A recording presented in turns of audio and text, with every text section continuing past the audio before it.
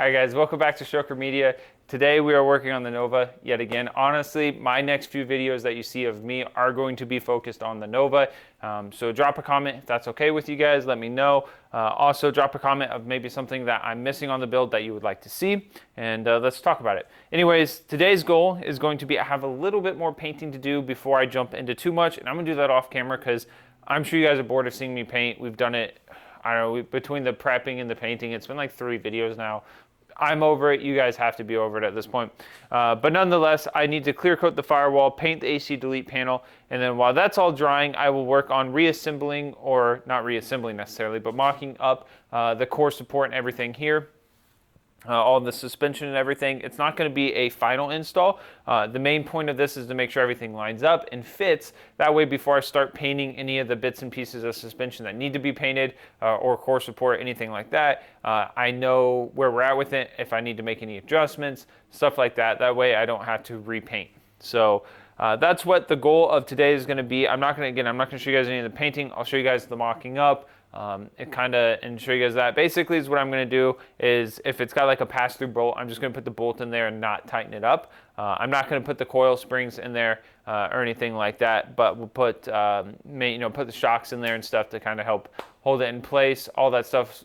Throw the core support on here. Again, I don't want to scratch anything up by any means. So, but that's what the goal is going to be. So I'm going to get into the clear coating and painting process, and then I'll turn the camera back on when it's time to do the mock-up. So I will see you guys in a little bit. Okay, so clear coat is done on the firewall.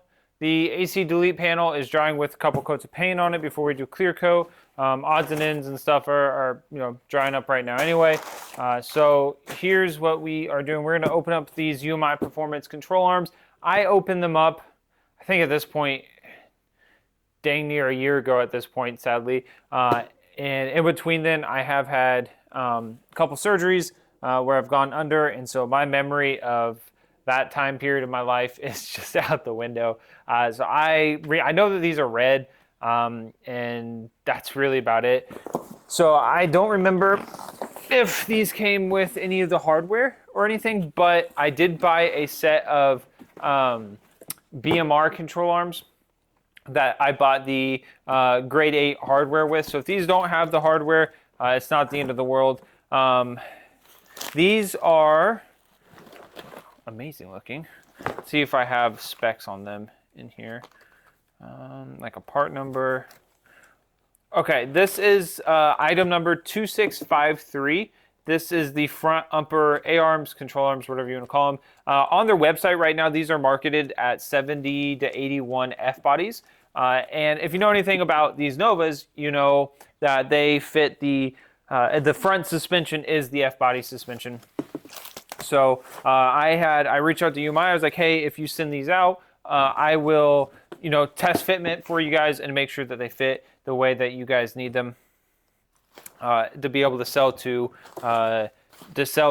Nova guys. Actually that way you guys know for a fact that they fit. So rather than just assuming, because better safe than sorry, and deal with all the returns and everything. UMI definitely does not drop the ball on stickers. That is one thing they have always been really good about, is stickers.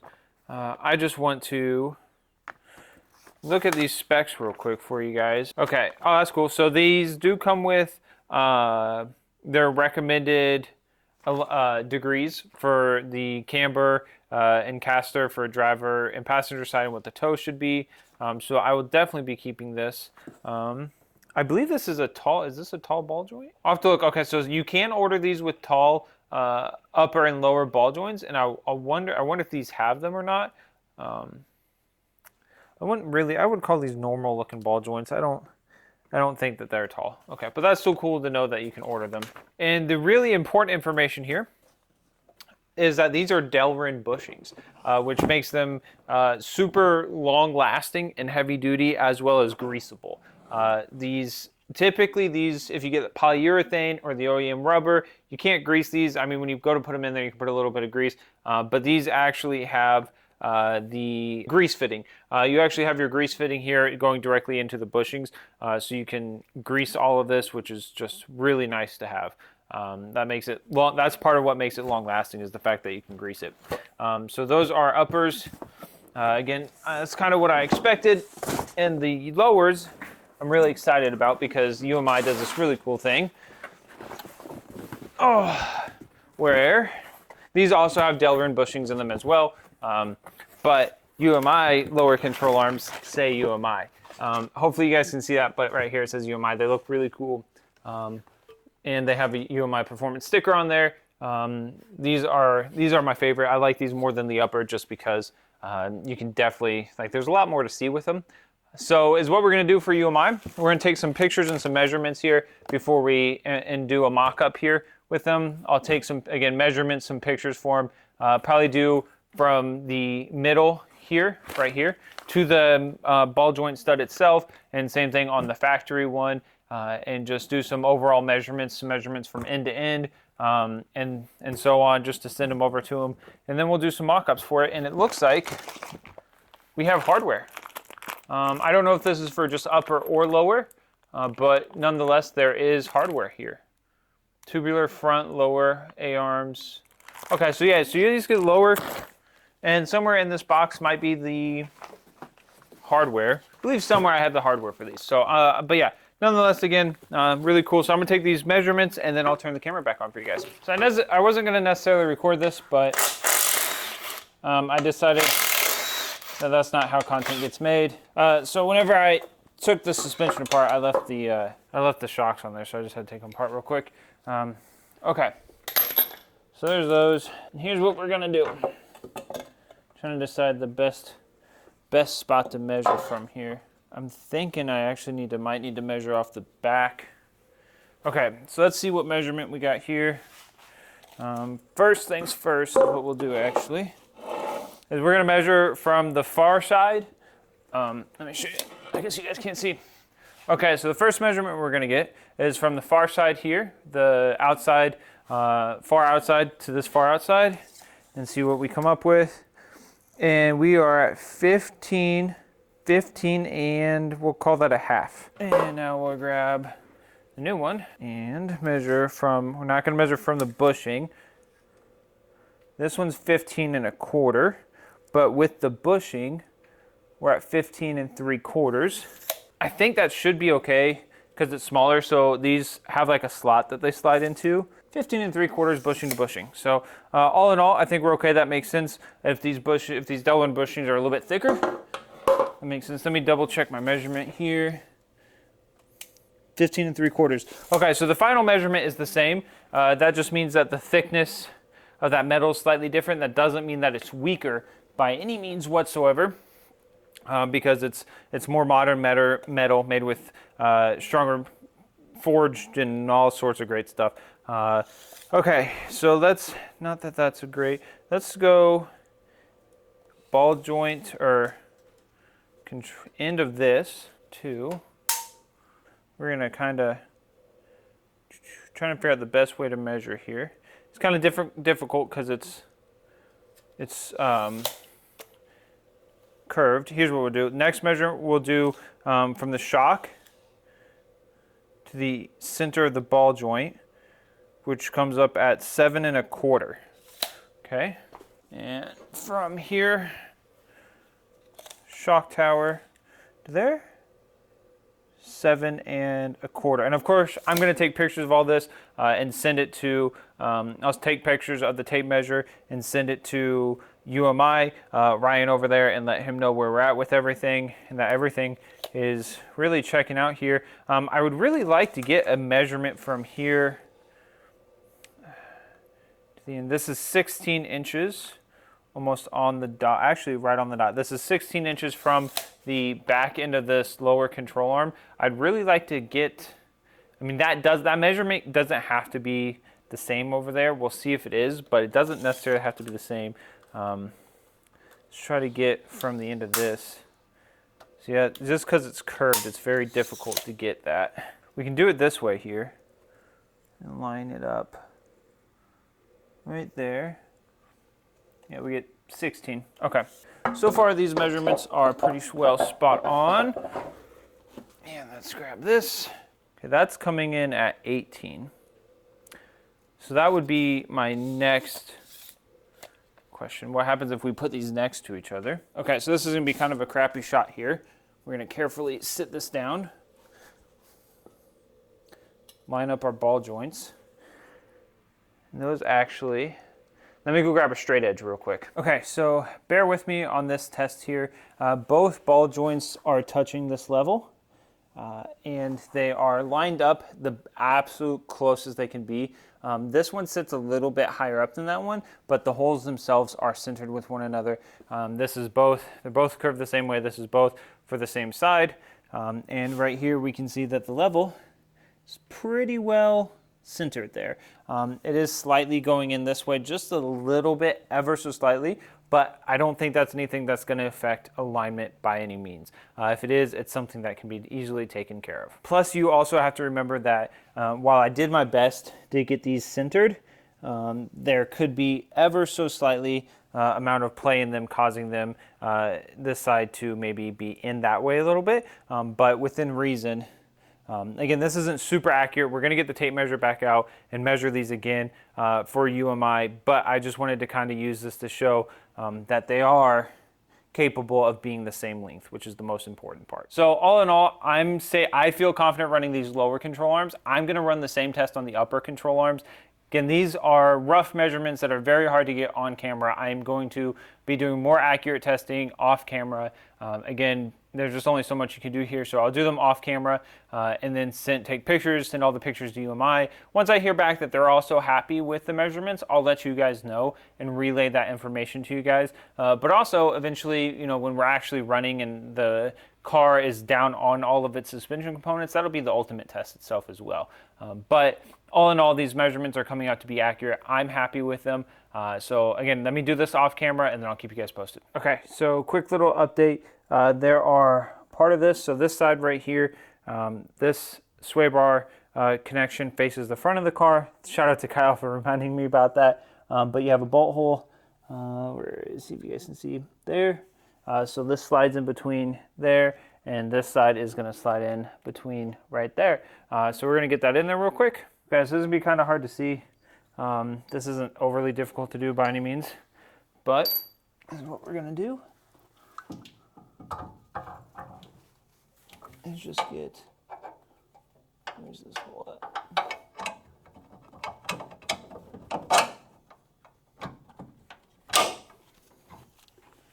Okay, inside in there. Grab this other bolt.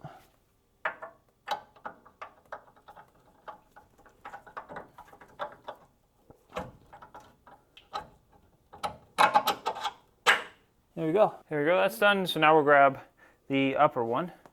Right, let me show you guys real quick. Kind of what we're looking at here. So, as you can see, bolts in perfectly. It moves very, I mean, it's not greased or anything, so, and there's no weight on there, and the nut's not even on there, so it's not tight, so of course it's going to move freely, but it moves decently pretty well right now. So, and it fit, everything lined up, super easy install. So now we'll just temporarily slide the top on there. Okay, so we do very quickly just kind of threw on the upper control arms as well as the lower. There's no nuts or anything on there, they're just in there. But everything is lining up how it should. One thing to keep in mind is that you want the ball joint. So if you look at it, you can see that the ball joint isn't center of the control arm, which is how it's supposed to be. You want it to be where it's closer to the firewall, not closer to the front bumper. You want it facing rearward. We have the driver's side on there just to confirm fitment here. The spindles are soaking currently. As you can see, they are soaking. This one I did kind of media blast a little bit. This one I haven't yet. I just kind of wanted to see real quick if soaking them would kind of help at all. So I did 50% of this spindle, and this spindle I didn't touch at all. I just threw the degreaser on there, and so we'll see if it really kind of helps. I'll probably power wash it and let it dry before I throw it back in the media blaster. But so with the spindles, once the spindles are done, and I can I'm not going to paint them today, or I'll paint them later tonight, but for now I'll just temporarily, once they're dry enough, I can put them in there without getting these new parts all greasy and stuff. I'm going to go ahead and temporarily throw on the passenger side. and then we can move on to the other parts. Like I said, I still feel really confident running these. The passenger side, I had a little bit of problems, not UMI's performance fault at all, my fault. Over tightened last time I replaced those bushings. So again, nothing that they could have done differently. 100% still guaranteed on fitment here at this point. So we're gonna move on to the next steps of the suspension, I think, just for mock-ups here and see what we can get done, and I'll keep you guys posted. I mentioned cleaning up the spindles. They are pretty well clean. I soaked them in some really strong degreaser and power washed them, and they are clean enough that I can sit them on here and not damage or get a whole bunch of grease everywhere. So that's what we're gonna do, is just like temporarily install these here and just make sure that that everything lines up accurately here. Now the real test will be on the alignment machine. This will give us a close enough idea, you know, make sure everything can line up and have clearance for everything here. So I believe this is the right spindle. Okay, there we go. It lines up. Now obviously there'd be a shock and a coil spring in here, but this does fit. I'm happy with that. There's no, you know, it looks like it's in a straight line there. Yeah, I mean, can't ask for too much more for that. I was, you know, the main things to look at for here would be if the bottom ball joint or upper ball joint was offset significantly to where you were having to really yank on these ball joints to get them to line up. But everything is great here. And really cool fact, these are Pro Forge ball joints. So top quality Pro Forge, makes some really good steering stuff. And we have Pro Forge stuff here. So we'll be running Pro Forge tie rods. Pretty much the whole steering other than like the sway bar and the spindle. Pro Forge, I believe, does make a spindle, but it is a drop spindle, and I'm not looking for a drop spindle. But this is exactly what we needed. We have new bearings for this as well. DRP, I believe, DRP. Yeah, so this lines up perfect. This is exactly, so I'm gonna stop rambling, and I'm gonna install this AC block off plate now. Okay, so we need to use seam sealer on the firewall here. Well, the best way to actually do it is gonna be on the delete panel itself, but going through the instructions here, first thing is to puncture this hole. Maybe not. It's definitely the first step. It's just a matter of being able to actually puncture it. There we go. So I got this, this stuff is seam sealer. I know that's backwards, but it's a polyurethane adhesive. It's white, non-shrinking, low odor, primerless. Okay, it doesn't say, there's something in there to rattle around. It doesn't say anything about shaking it, so I don't know what the point of the little ball thing is in there. There's a little ball in the bottom, like so. And it's just a normal, I mean, that's not the seam sealer right there. So I don't know what that is, so we'll just take it out, I guess. It's weird. Okay, and then I need to, all right, there we go. Got that done. You know what? I'm an idiot. There's a thing on the caulking gun to puncture that. Oh well. Let's see. Let me readjust the camera real quick. Okay, so I'm just going to take the seam sealer and apply it between all of the bolt holes. This isn't a pretty job, but I want it to seal. This is going to help keep exhaust fumes and heat out of the inside of the car. So I am fine with going a little bit thick here. All right, so now we're going to take this, put it over there.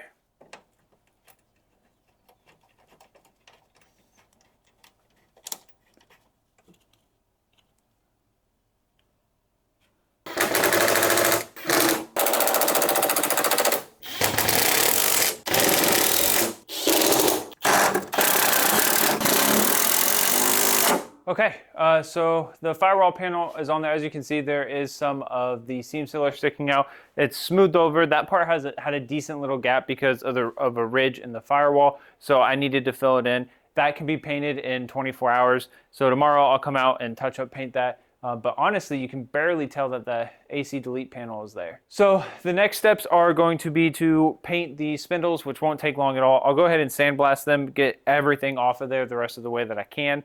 But really, that's pretty much all I wanted to accomplish in this video. Make it short and sweet for you guys, see that there's progress being made. And I ran behind this week on video just because I had a busy week with work and some family stuff that happened. So, but I have this, this week coming up is 4th of July week. So I have quite a bit of free time coming up. So I will get back ahead of content. But yeah, I have already temporarily mocked this up. You guys have seen me mock this up in previous videos. I know it lines up. I do need to get some dust shields since I'm going to be reusing those spindles. So I need to get some new ones because these ones are bent and messed up. But again, we have all this over here. This big box, those are the extra BMR control arms that we have. But everything else is going to be used. You guys have seen all of this. There's a carburetor for the engine. We have all sorts of parts here. Off camera between now and the next video, I'm going to go ahead and do the painting. I need to paint the core support and the spindles, and I think that's the last bit of painting that I need to do. I'm so tired of painting. Well, I need to paint the engine, but that doesn't count because that's going to be exciting. But I'm so tired of painting, and we are in the home stretch here. And yeah, I mean, again, everything's finally coming together. If you guys have any questions, drop a comment down below. Let me know. I appreciate you guys tuning in. I know this has been a long process, and these videos may not be super exciting right now, but we are, again, in the home stretch, and we're almost there. So drop a comment, and I appreciate you guys for watching.